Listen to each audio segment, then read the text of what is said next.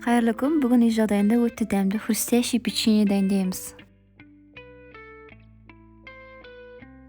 Ыдысыбызга 120 граммдай сары май саламыз, 120 граммдай кант саламыз. Жакшылап ezебиз. Бир жумурткамызды жарабыз, дагы да жакшылап аралаштырабыз. 250-300 грамм унубузга 1 чай кашык копсуткучту косуп, унубузду иректен өткүзөбүз.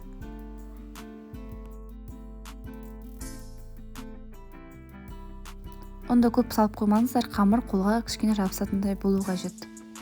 Бул печеньенин бир жакчысы курамына өтө аз заттар кетеді.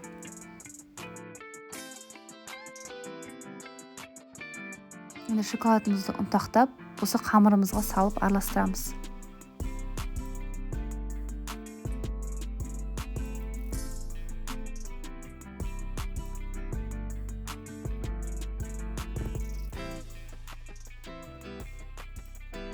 Осындай колго кичине жабышатындай болуп чыгат. Осы курам менен шамамен 16-17 штук печенье чыгат.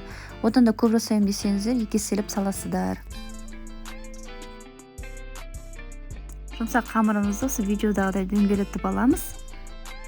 Пергаментке салып, печеньелерибиздин бетин вилкамен басып чыгабыз.